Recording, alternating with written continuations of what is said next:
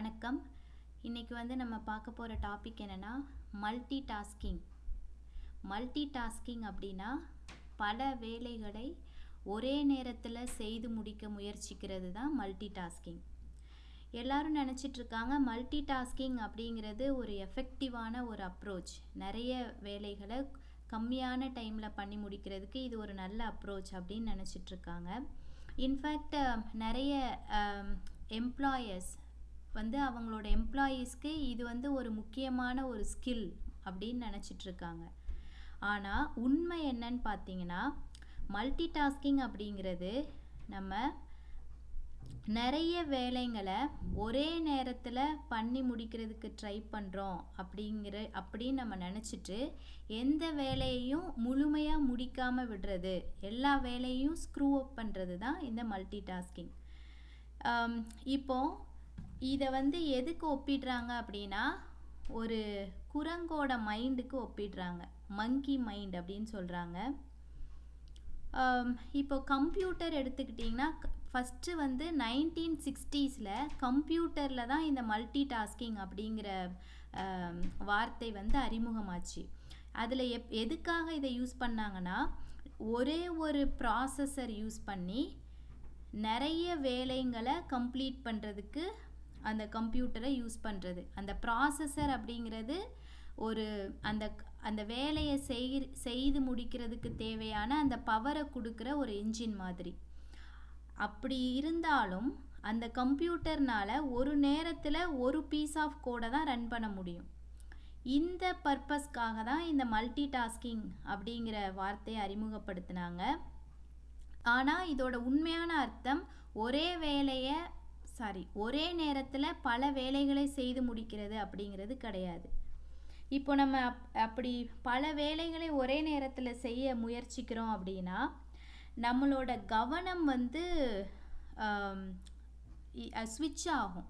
எப்படின்னா, ஒரு வேலையிலேருந்து இன்னொரு வேலைக்கு நம்ம ஸ்விட்ச் ஆகும். அப்படி பல வேலைகளுக்கு நடுவில் நம்மளோட கவனம் அப்படி பவுன்ஸ் ஆகிட்டே இருக்கிறப்ப நம்மளால் எந்த ஒரு வேலையும் முழுமையாக ஹேண்டில் பண்ண முடியாது.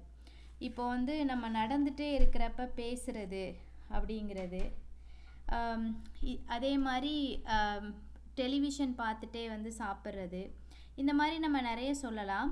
இப்படி பண்ணுறதுனால நமக்கு என்னென்ன பேட் திங்ஸ் நடக்கும் அப்படின்னா, இப்போ நம்ம ஒரு குழந்தைய குளிப்பாட்டிகிட்ருக்கோம். அது குளிப்பாட்டிகிட்டு இருக்கிறப்பவே சமையலறையில் வேறு ஏதோ ஒரு வேலை செய்கிறோம், இல்லை வீட்டில் உள்ள மித்த வேலைகளை செய்துட்டே அந்த குழந்தைய குளிப்பாட்டிகிட்டு இருக்கோம் அப்படின்னா, கவனக்குறைவாக சில பேர் அந்த குழந்தைய அந்த பாத்ரூம்லேயே கூட விட்டுட்டு வந்திருக்காங்க. அதே மாதிரி மருத்துவமனைகளில் இந்த மாதிரி பல வேலைகளை ஒரே நேரத்தில் செய்ய முயற்சிக்கிறாங்க அப்படின்னா, நோயாளிகளுக்கு தவறான மருந்து கொடுத்துருக்காங்க.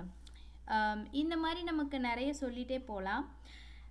குழந்தைங்கள் அவங்க படிச்சிட்ருக்கிறப்ப டிவி பார்த்துட்டே படிக்கிறது, இல்லை மியூசிக் கேட்டுக்கிட்டே டெக்ஸ்ட் பண்ணிக்கிட்டே மொபைலில் டெக்ஸ்ட் பண்ணிட்டு படிக்கிறது, இது எல்லாமே ரொம்ப பேட் எஃபெக்டை நமக்கு உண்டாக்கும். இது நம்ம என்ன பண்ண ட்ரை பண்ணுறோன்னா, நமக்கு நேரம் பத்தலை, அதனால் நான் எல்லா வேலையும் ஃபாஸ்ட்டாக பண்ணி முடிக்க ட்ரை பண்ணுறேன் அப்படிங்கிறது உண்மை கிடையாது. நம்ம நிறைய வேலைங்களை நமக்கு இருக்கிற டைமில் நிறைய வேலைங்களை திணிக்க முயற்சி பண்ணுறோம். அப்படி பண்ணக்கூடாது. இருக்கிற வேலைகளில் எது நமக்கு முக்கியமான வேலையோ அதை தேர்ந்தெடுத்து அதை மட்டும் அந்த டைமில் நம்ம முடிக்கிறதுக்கு ட்ரை பண்ணணும். அதில் மட்டும் நம்மளோட கவனத்தை செலுத்தணும்.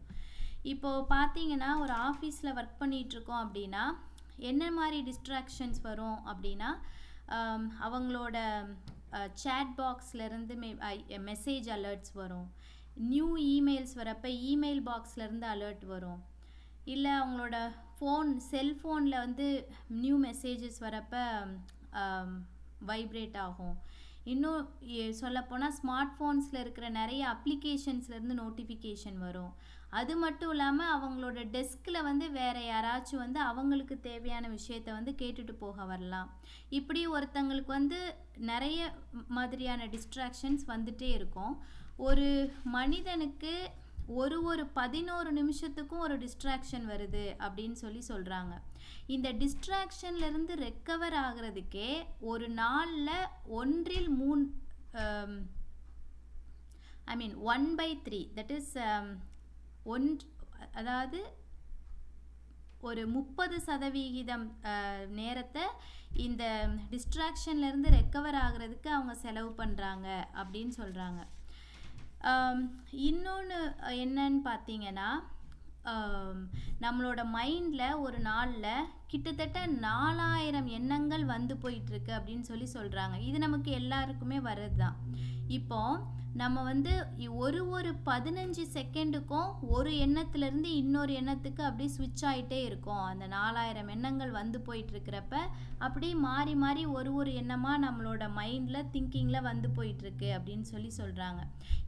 இதுவும் ஒரு முக்கியமான காரணம். நம்ம வந்து நிறைய வேலைங்களை ஒரே அந்த இருக்கிற கம்மியான டைமில் பண்ணி முடிக்கிறதுக்கு ட்ரை பண்ணுறது. இப்போ வந்து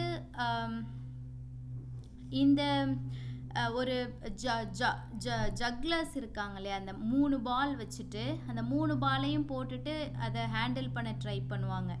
இது வந்து மல்டி டாஸ்கிங் கிடையாது. ஏன்னா அந்த ஜக்லர்ஸ் வந்து அட் அ டைம் வந்து ஒரு ஆக்டிவிட்டியை தான் பண்ணுவாங்க. அதே மாதிரி ஒரு பாலையும் இண்டிபெண்ட்டாக ஹேண்டில் பண்ணுவாங்க. ஒரு பாலை வந்து டாஸ் பண்ணி விடுவாங்க, அடுத்தது கேட்ச் பண்ணுவாங்க, அது கேட்ச் பண்ணிவிட்டு அடுத்த பாலை டாஸ் பண்ணுவாங்க. ஸோ இந்த மாதிரி ஆக்டிவிட்டி வந்து நம்ம மல்டி டாஸ்கிங்னு சொல்ல முடியாது. மல்டி டாஸ்கிங் அப்படிங்கிறது என்னென்னா, ஒரு வேலையிலேருந்து இன்னொரு வேலைக்கு அடிக்கடி ஒரு வேலையை முடிக்கிறதுக்கு முன்னாடியே இன்னொரு வேலைக்கு வந்து ஸ்விட்ச் ஆகிட்டு இருக்கிறது தவறுது. இப்போ வந்து டிவி பார்த்துட்ருக்கிறப்பவே வந்து துணிகளை மடித்து வைக்கிறது, இதுக்கு வந்து நமக்கு பெருசாக எந்த எஃபர்ட்டும் தேவைப்படாது. ஏன்னா ரெண்டுமே வந்து சிம்பிளான ஒர்க்கு. இதுக்கு வந்து நமக்கு நிறைய ஃபோக்கஸ் தேவையில்லை. இந்த மாதிரி வேலைங்களை நம்ம வந்து மல்டி டாஸ்கிங்கில் ஆட் பண்ணிக்கலாம். ஆனால் காம்ப்ளிகேட்டடான டாஸ்க் இருக்கிறப்ப அதை வந்து மல்டி டாஸ்கிங்கில் ஆட் பண்ணக்கூடாது. இப்போ நம்ம வந்து ஒரு ஆஃபீஸில் இம்பார்ட்டண்ட்டாக ஒரு ப்ரெசன்டேஷன் ஒர்க் பண்ணிகிட்ருக்கோம் அப்படின்னா, அந்த டைமில் இன்னொருத்தர் வந்து ஒரு ப்ராப்ளமோட அனாலிசிஸ் பற்றி பேச வராரு அப்படின்னா, இப்போ நம்ம 2 வேலைக்குமே வந்து நம்மளோட ஃபோக்கஸை கொடுக்க முடியாது. அப்போ ஃபஸ்ட்டு நம்ம கரண்ட்டாக என்ன ஒர்க் பண்ணிகிட்ருக்கோமோ அதை முடிச்சுட்டு அடுத்த வேலைக்கு போகிறது நல்லது. அதே மாதிரி நம்மளோட பிரெயின் சேனல் அப்படின்னு ஒன்று இருக்குது. என்னென்னா, நம்ம வந்து நடந்துகிட்டே பேசிட்டு போகிறோம் அப்படின்னா, வாக்கிங் போகிறப்ப பேசுகிறோம் அப்படின்னா, இந்த 2 ஃபங்க்ஷனுமே வந்து பிரெயினில் 2 டிஃப்ரெண்ட் சேனல்ஸில் ஃபங்க்ஷன் ஆகிட்டுருக்கோம்.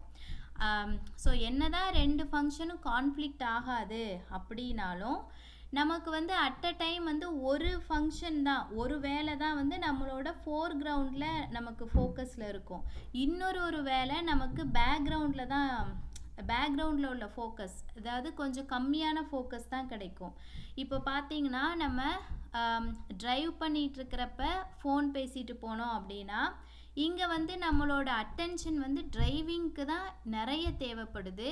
ஆனால் நீங்கள் ஃபோனை யூஸ் பண்ணுறப்ப அந்த அட்டென்ஷன் வந்து ஸ்கேட்டர் ஆகுது. அது சிதறும் பொழுது நமக்கு வந்து அந்த டிரைவிங்கில் ஆக்சிடெண்ட்ஸ் நடக்கிறதுக்கு நிறைய சான்சஸ் இருக்குது. ஸோ இப்போ வந்து என்ன கேட்குறாங்க அப்படின்னா, நம்ம வந்து இப்போ ஒரு சர்ஜன் எடுத்துக்கிட்டிங்கன்னா ஹாஸ்பிட்டலில், இல்லை ஒரு பைலட் எடுத்துட்டிங்க அப்படின்னா, இவங்க எல்லாருமே வந்து அட் அ டைம் ஒரே ஒரு வேலையில் தான் கவனம் செலுத்துகிறாங்க. இப்போது அவங்களுக்கு அவங்களோட அந்த ஜாப் வந்து எவ்வளோ இம்பார்ட்டண்ட்டோ அதே அளவுக்கு நம்ம டே டு டே நம்மளோட லைஃப்பில் பண்ணுற நம்மளோட டாஸ்க்கும் இட்ஸ் வெரி இம்பார்ட்டண்ட். இப்போ அது வந்து அந்த ஒர்க்குக்கு தேவையான ரெஸ்பெக்டை வந்து நம்ம கொடுத்து அந்த வேலையில் முழுமையாக கவனம் செலுத்தி பண்ணோம் அப்படின்னா, நம்மளால் நம்ம பண்ணி முடிக்கணும் அப்படின்னு நினைக்கிற வேலைங்களை செய்து முடிக்க முடியும். எந்த ஒரு டிஸ்ட்ராக்ஷனும் இல்லாமல் செய்து முடிச்சுட்டு ஒரு வேலையை முடித்ததுக்கப்புறம் அடுத்த வேலையை நம்ம பண்ண ஆரம்பித்தோம் அப்படின்னா, நமக்கு வந்து நிறைய வேலைகளை செய்து முடித்த ஒரு திருப்தி ஏற்படும். அது வந்து ரொம்ப எஃபெக்டிவாகவும் இருக்கும். நன்றி.